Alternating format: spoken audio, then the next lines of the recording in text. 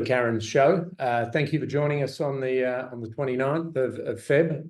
Rare day, only get once every 4 years. And for those of you joining me on Feb Fast, it's not a welcome day. It's just extended life. But I'm glad you're here. We're very excited with where Wrkr is at right now. Always happy to share the story. What I would like, though, please feel free to use the Q&A button as we go. Put any questions in that you like. We'd like to keep as much time as we can to answer those questions. We will post this on our Investor Hub site.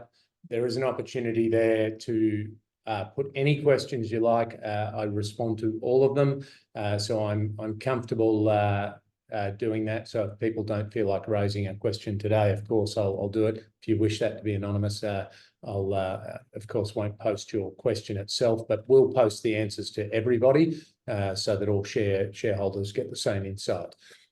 So again, thank you for joining us for the FY24 half-year results for Wrkr. This is being recorded, as I stated before. Let me just, if I can, I just want to remind everyone who we are as a business always before we kick off. But really, our mission is simple. We are revolutionising workforce compliance. It's the moments between an employer and an employee to help them be onboarded correctly with the correct identity, correct bank details, setting them up for the right tax and tax choices, and in particular around super fund choice and stapling to the existing super fund all the way through to contract terms, and setting them up to be paid correctly throughout their life as an employee, and their superannuation contributions into either their provided super fund or their self-managed super fund throughout the life of their employment. That's really the core of this business. It's highly regulated and, of course, very large volume of transactions that are processed. So it's very much a scale game business. We are a SaaS-based software. That's how we've engineered ourselves, and you will see that in today's presentation. We continue to grow in that vein. We are anchored off the superannuation sector, which is a sector that, while it moves slowly in making decisions, it holds in terms of its contracts and suppliers for a very, very long time, which is obviously a great payback on investment put in. Important, and I've been asked this question by a few people, well, what is the market for Wrkr?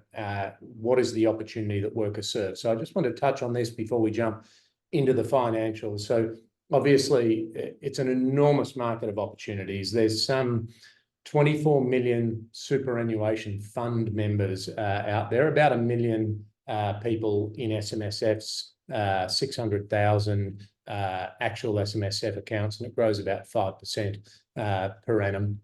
So it is a growing area. About 13.1 million people have full-time jobs in Australia, but actually it's about 19 million jobs. So there are a lot of people in part-time work, a lot of people in having dual roles as well. Really importantly, some numbers I'll talk about later, but there are 160 million super contribution moments that happen every year. There are 500 million pay events, so people receiving their pay or wages every year. With Payday Super in 2026, that's the key maths for people to understand. That 160 million transactions will need to grow to 500 million transaction events. And that really does create a large growth opportunity for people who participate at the level that we do in the market. Today, directly, we serve 500,000 users. We have a footprint of our technology in 6 of the top 12 funds, and we deliver over 20 compliance moments. So from that ID, bank, tax declaration forms through to super setup and more, all the way through into, obviously, APRA medical tests. Wrkr sits at about $8 in ARPU, so average revenue per user annually, annualized revenue per user. That really is the benchmark and what we expect. And we also see that growing as we get higher adoption of higher value touch moments. We have, obviously, examples on the far right of value are around the $96 per annum per user. So that gives you an indication of where our long-term growth opportunity is. But in the core of where we play today, particularly around super and pay events, around an ARPU of about $8. Obviously, we're bullish about that. We've invested very heavily in our technology and the contracts and acceptance of that technology, and that continues today. But the Link Group contract representing around about 7 million, opening the door to about 7 million potential new users for us. And as was stated at the end of last year, we've already kicked off and started the work with the early piloting for our advanced elements of our tech and the core contributions for Wrkr, which is the first about 1.4 million of that 7 million. So exciting times for us as a business. And our technology, while very much built off an Australian base, is geared for beyond Australia. And we expect to go live into testing in April, live by the end of June in Hong Kong, using our core technology, which is very exciting because what we're delivering in the Hong Kong market is the same technology footprint, servicing a slightly different pension scheme market, far more relevant to what exists in other markets, particularly the UK. So that's exciting for us. So that's the world of Wrkr. I always like to restate that because we have new investors joining, and we're very proud of where the business has grown itself to. So without further ado on the business, I want to hand to Karen to talk to you about the financials at the half year. Share those insights, please. Continue to put your questions in. We'll try and answer them as we go if it's relevant. Otherwise, we'll hold them over to the end. Karen. Good morning, everyone, and thanks for joining. Good to see some of our usual attendees, so welcome. Let's jump into the financials. So I presented just on a month ago the quarterly, so that gave a fairly good indication of where we were going to land for the half year. I'll just give a little bit more context around that now that we have the full audited financials today. So we finished the half year solidly with total revenues of 3.9 million, an EBITDA loss of $500,000, and a net loss after tax of 2.74 million as the top line results. When compared to the previous half year results, revenues have increased and the EBITDA loss has improved. So that really indicates a continual improvement in the financial performance of the business, which we've worked very hard at achieving and continue to work very closely on monitoring our working capital and our investments in the business. The major drivers for the improvement are the signing of contracts with Link on the delivery of technology solutions for Link and the first nominated fund, Rest, and their services into the Hong Kong market. As Trent just mentioned, the teams are well and truly progressing through requirements of these contracts, with the majority of the work to be completed this financial year, which means that gives us billable work that we'll see invoiced and cash received in the second half of the financial year. So let's just focus in on revenues and that growth and where it came from. So the revenues are up by 44% compared to the same period last year. Those revenues really have stemmed from, number one, Link. So we've got 425K in the profit and loss for the half year related to those revenues generated on Link and the Rest component and Hong Kong.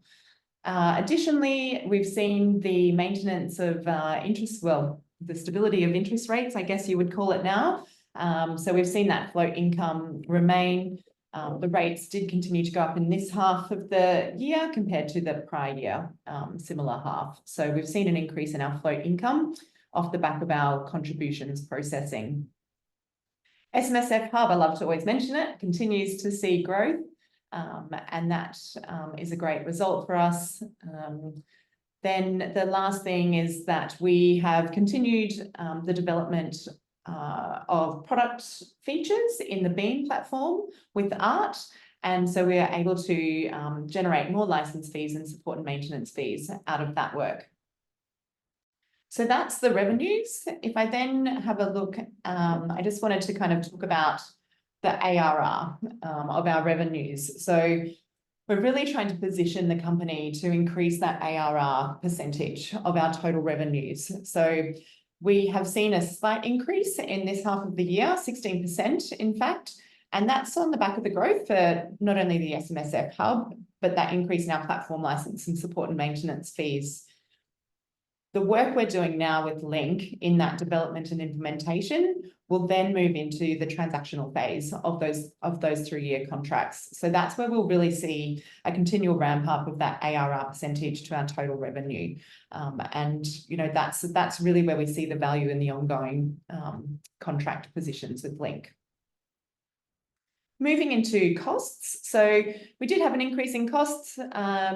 We also had the increase in revenues. So we did see a slight improvement in the cost to income ratio.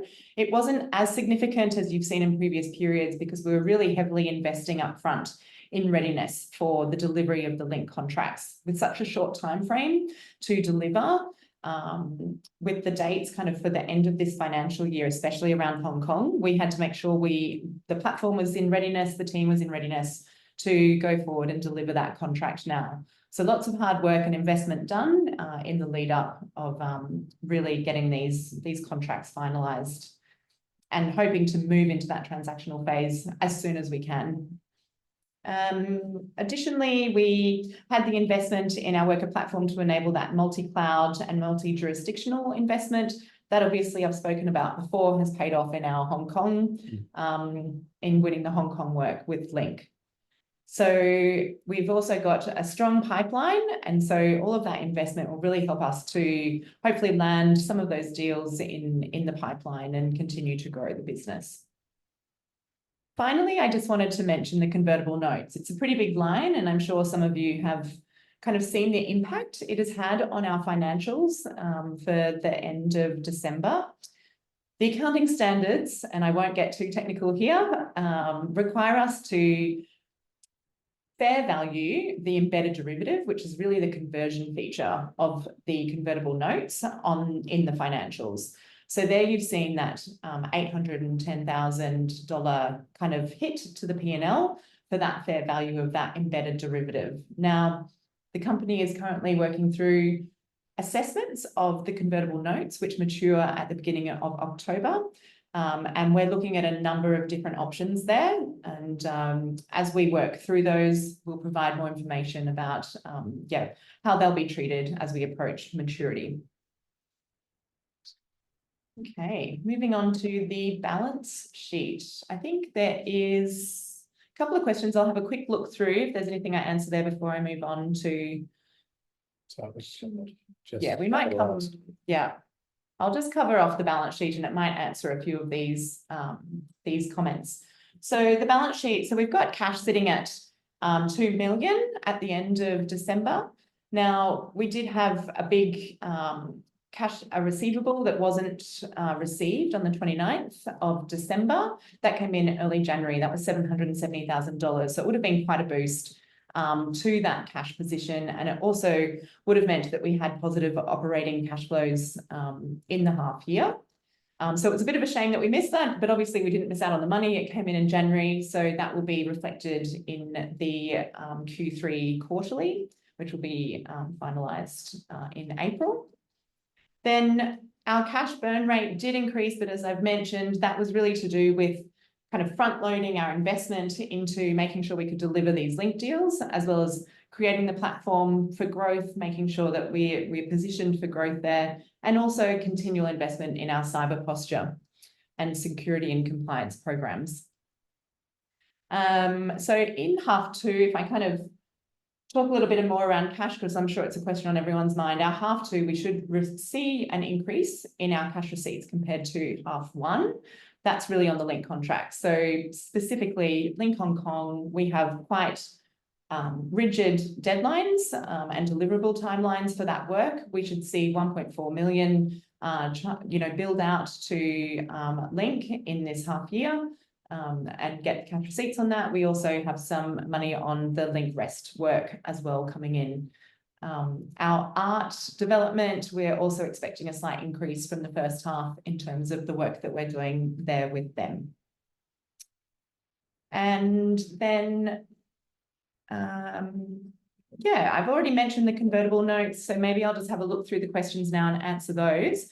And then if you have any others, please feel free to post them into the Q&A. So the first one from Anonymous is, should we expect similar ARPU aspiration for Hong Kong future users? Do you want me to answer that? Yeah. So, yeah, we should. I think we're moving from this development and implementation, and then it will go to, we have a minimum amount that we'll charge on the amount to Hong Kong employees and through that functionality. So that's just like really minimum standard. I think the system is new in Hong Kong, so there is a lot of opportunity there as it grows and expands across the market, especially, and you know, we'll be kind of positioned there ready to take hold of that opportunity.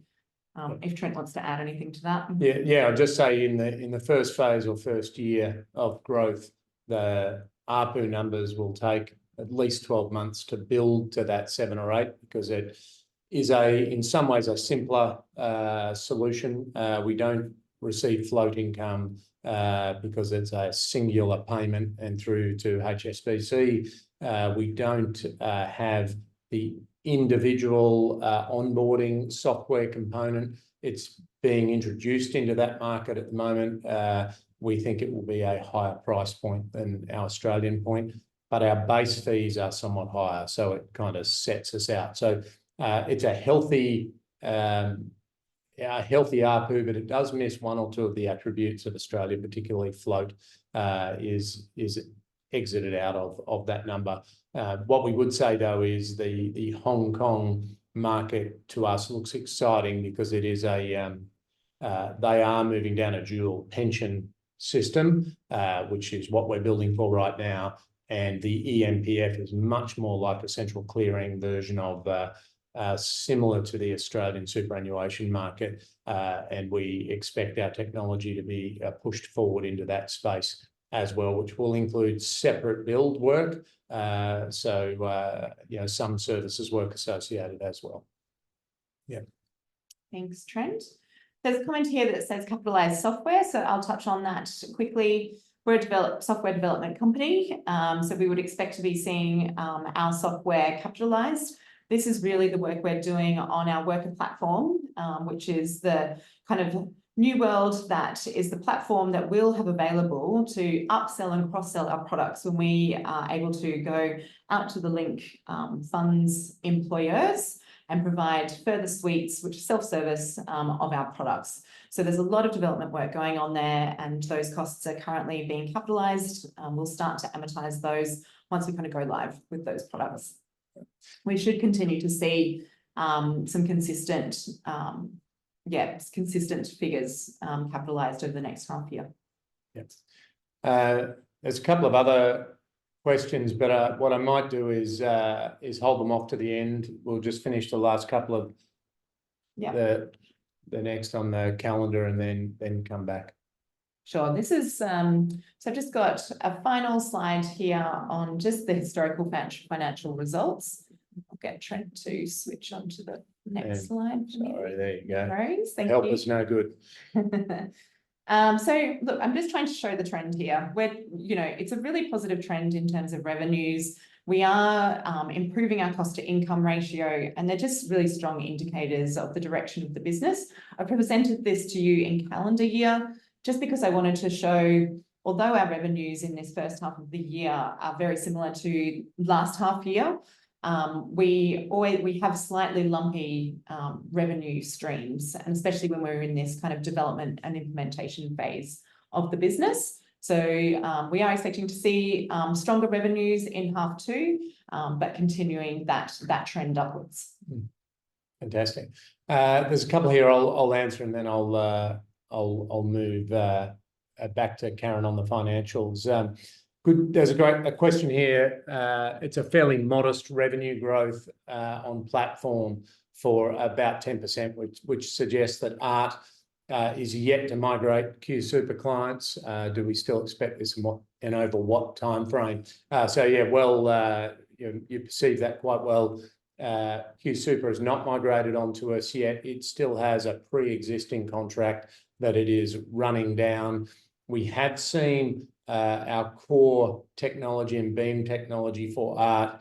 They are increasing their overall investment in that, which suggests to us that it is very much core to their strategy of both client acquisition and also servicing. So we do expect the overall our licenses to increase. It's still on the project radar, so that is a good thing for us. I would say though, over the longer term, while it is a very strong contract and relationship for us, from a long-term future perspective, obviously SaaS-based contracts are more attractive to us as a business, and we believe provide a much better total value proposition and cost to serve for the funds. And so that would be something over the longer term, and I mean, out to 2 years plus, we'd be expecting to move these contracts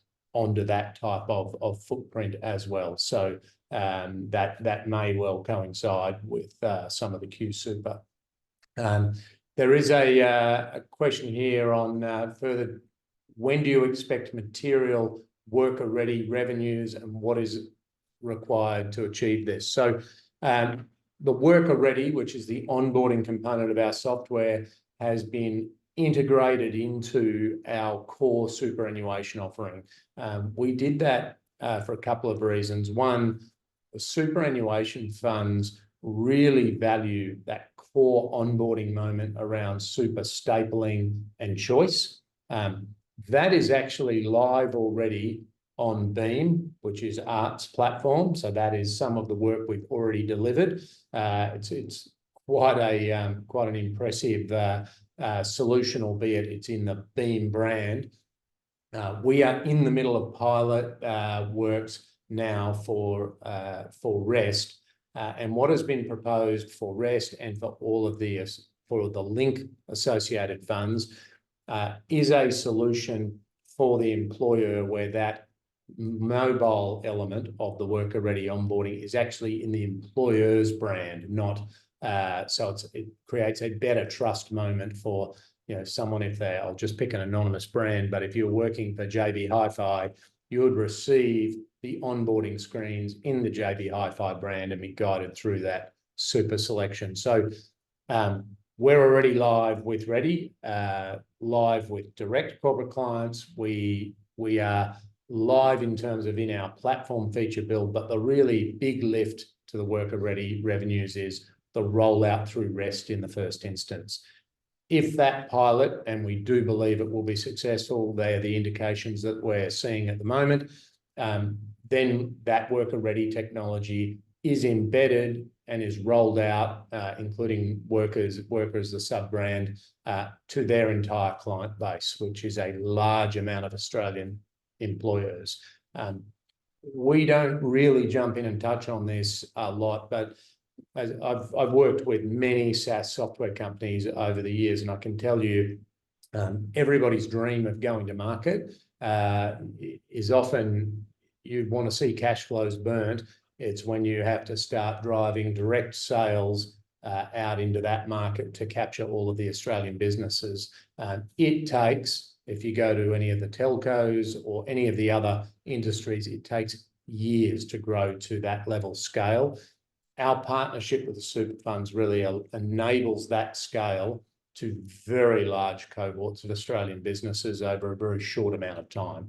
And so that unlocking that over the next 12 months and 2 years really is the game changer for our business. So some of you, when you hear me speak and you see why I'm excited, it's our approach to the market is starting to yield in that frame. Another question is, and I'll pass this to Karen, what is your run rate OPEX now, and is it sufficient for implementing Link Hong Kong now? Yeah, so I I guess when we're looking at forecasts for the rest of the year, OPEX is around the 10 million mark. We are expecting the current resources that we have will be sufficient to deliver Hong Kong up till June. So yeah, there's a lot of, the team is already in place. They're working quite solidly now, and yeah, so we're not expecting to bring on any more resources at the moment, 2 months into 6 months of kind of the delivery around Hong Kong to get that done in time. Right. And so Karen's popular today, all the finance questions. Yeah. Why is the convertible note interest not in the P&L but in cash flow? Why is convertible note interest payable on the balance sheet? It seems bizarre, doesn't it? And I agree with your kind of, I guess, what you've seen there. It's accounting standards. It's really this accounting standard around convertible notes and conversions. There's a full valuation that we get done by an expert specialist team who value those convertible notes and the embedded derivative. It involves doing discounted values on interest rates and also amortization of the interest rates over the period of the convertible notes. So what we pay out in cash is not what's reflected in the P&L. I don't write the standards. Yes. If we'd, it's more painful than they look on the surface of it. Can you please also comment on the 1 million plus intangible capex, which is a lot higher than previous period? Should we expect similar levels to this in half year and FY25? Yeah, and I think that's combined with the next question as well that we have around that there's capitalized costs. When will the project be finished? Once completed, what percentage of the salaries ETC will be expensed? So yeah, as I said, we really ramped up the development in readiness for our deal with Link. So you know that we've been having the conversations with Link for a very, very long time. We've been looking at the commercial strategy behind our delivery with Link and what is our best opportunity once we go to market with them. And so having kind of defined what that strategy is, we've really been investing in that platform to make sure that it is, you know, it's ready to go and is going to create the biggest opportunities for us once it's in front of employers. So yeah, that's why you've seen the increase in the expense on the platform. Look, we're doing testing with REST in terms of timeframes. It'll really be about how we test the products with REST and their employers as we bring those employers on, so that we can see what works, what doesn't work, what we might need to think about and change. So there will be some continual development. So it's hard to say right now until we go through that process and actually live testing in the market as to when it will be completed and how much effort will continue to go into that platform. Yep. And just to extend a little further on Dom's question there about how much will be expensed, at what point will those salaries move back to being expensed? We're balancing really three things at the moment. One is we have genuine R&D that goes on into the business, and we are ring fencing that R&D to make sure that it's fully compliant for R&D grants purposes. And those rules around R&D are fairly tight.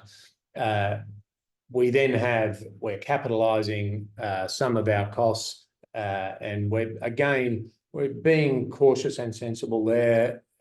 Obviously, the more you capitalize, brings about, you know, a higher amount from an impairment testing point of view. So we're just watching the business carefully, and we do expect we will always be investing in the core platform. So, but it will be features and functions that generate new revenues. So what you'll see is the overall cost base as we deliver on Hong Kong and on REST start to, at an engineering level, start to shift itself towards new revenue generating features, or shifting itself towards new fund onboarding and any tailoring or tweaking that they require.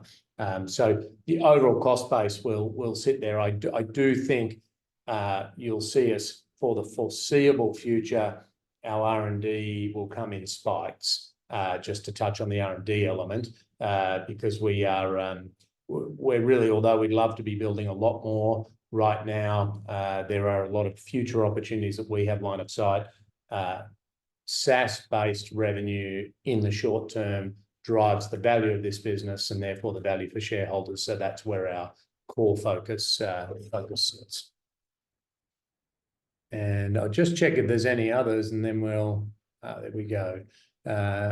If REST pilot is successful and full rollout occurs for both REST and Link, any indication of what revenue run rate might look like under each full production initially in 2025.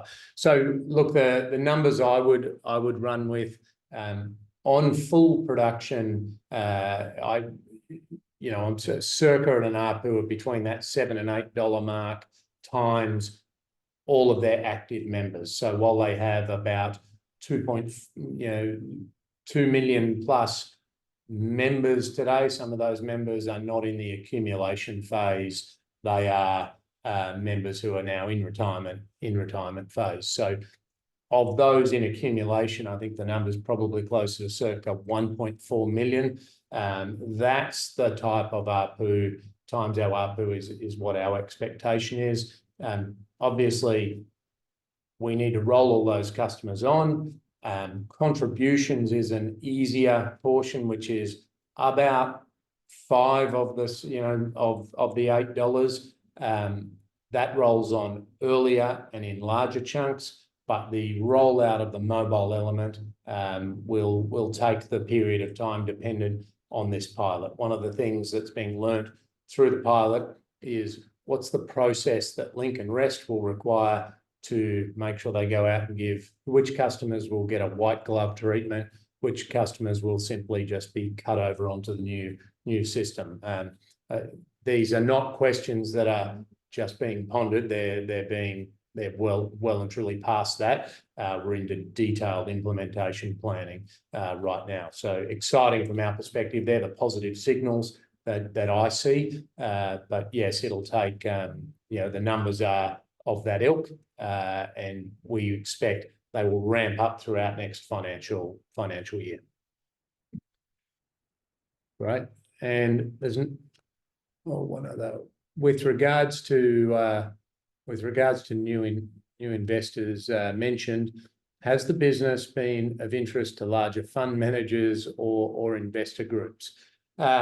Look, I'll kind of answer this in a couple of ways. Obviously, I've seen in the time I've been at the helm in this business, we've moved from, in the early years, no inbound interest to now we have genuine inbound interest. That is a combination of the analyst coverage that we have and the level of depth that is showing. That's a combination of where probably we've moved out of that risk zone into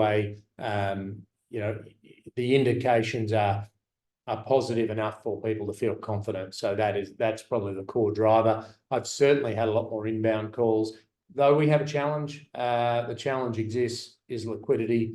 85% of the stock is held over the top 50 investors. So 50 investors with 85% of the stock. Of that top 50 investors, there have been, over the last 12 months, only accumulation and less, and I believe I'm accurate in saying no sales of their stock, which means we are very tightly held, and the funds are not interested in buying in chunks of $10,000. So there's interest growing, but the interest will obviously require an opportunity for them to meet their investment rules and approaches. So I'm excited. The indications are great, but liquidity remains a structural challenge, and that is just how we are geared. But from my perspective, and I try to do this and hold myself to it. As exciting as all the signals are, there's only one thing in my view that drives the business value, and that is creating real value. So our focus is moving the business towards cash flow positive, moving the business towards high growth of SaaS related income and large anchor clients that give us good long-term stability of that income. Right now, that's all of my focus, and we have projects. We continue to work on areas that we believe need to be started now to bring that forward value. But, classic, the 70-20-10, 70% of our effort right now is delivering to the funds in front of us and ensuring that we take advantage of the opportunity that we've spent 2 and a bit years building for, and actually several years before that. So, yeah. So that, in terms of Q&A, in case some questions come, I'm somewhat conscious of time, but I wanted to just close out with a couple of remarks of, what are the industry trends and the trends for Wrkr in a business, just as a summary. Well, with a very strong contracted base, it has more meaning than people often realise, which is, yes, we have 500,000 direct users generating that ARPU, but we are a cornerstone part of the technology, which is which is the lowest cost acquisition engine for art for Australian Retirement Trust. We are embedded in organisations such as Commonwealth Super Corporation and IOOF, so our technology is trusted, which makes the sales process easier. And the Link contract, having moved from contracting phase into genuine multi-party delivery across Hong Kong and also rest, that is a very strong base of the business. We feel we're positioned for growth in that SaaS, and the core contracts in front of us and the negotiations in front of us are all based on that SaaS-based footprint, which is very important for the long-term value of the business.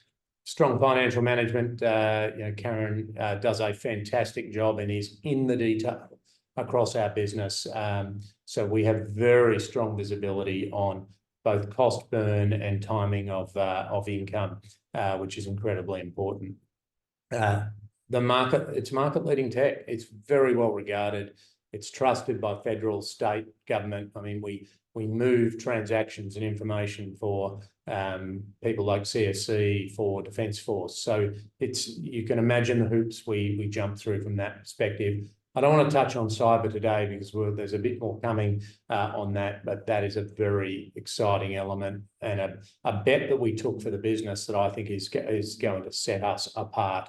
Now, on the outside, the regulatory tailwinds, payday super is very important, and it is, in some ways, for a business like ours, a free kick. The move from 160 million market transactions to 500 million market transactions creates two things. One, just growth on whatever we've earned today will grow by volume, but more importantly, it's triggering super funds to go and start to have a look at what are the viable alternatives, because not all of the existing solutions scale. And that is important because super funds need a reason to make a change because they are such long-term, sort of stable offerings. Favourable market conditions, just from a macro perspective, interest rates are high. Not many people smile about that. Obviously, we do get a free kick from the float. Population growth is high, including immigration, and that is good for us. Those people typically, where we get high early growth, it's usually in the bottom of the system, and the bottom of the system in terms of people's first jobs, retail, hospitality. These are the industry funds that we have chosen to invest so heavily towards. The final bit is the industry dynamics are great. There's M&A activity still. The funds are under pressure under the super performance test. We've just done a recent analysis of funds and the differential in what they spend. And to keep in mind, they have to publish every dollar from, down to a restaurant bill. So we have very granular information in what the spend, whose costs are high and which approach they're taking, and it does position us well, is our view. Increased cyber threats and constant driving of new investment from the industry into HR and payroll solutions. All of this is driving people to stop and have a look at their viable alternatives. So from my perspective, this is a good time for us to be growing. Our brand is high, our quality is high, our approach is highly aligned to the industry. We are an enabler, we're not trying to disintermediate. We don't create a new threat. And the industry has an open mind to buying and making a change. So important to identify and signal those trends, because they drive my confidence in whether now is the right time, when do you push and push incredibly hard into that growth window. And we certainly believe we've now broken into that place. So that really is the core of our, sorry, that's me with fat fingers, is the core of what's going on in our business. The team, I just will highlight, are working incredibly hard. I couldn't be prouder that they are, everybody's doing, a job and a half to 2 jobs, and that is fantastic. And they're all aligned to the same mission that investors are, which is seeing the growth in value of this business. So, we both wear the Wrkr brand. Come into any of our offices, there is real brand pride, and I think that's something shareholders should be excited for. I would say thank you. There is one final question. Are we still seeking to target EBITDA positive in FY25? The answer is yes. That's our.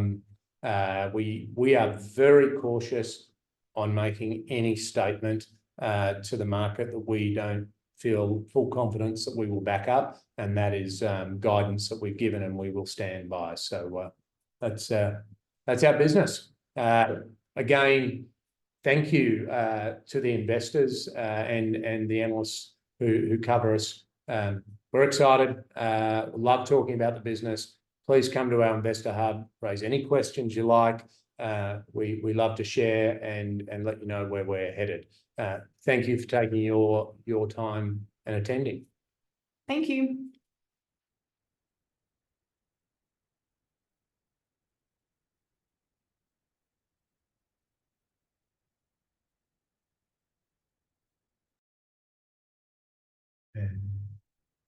And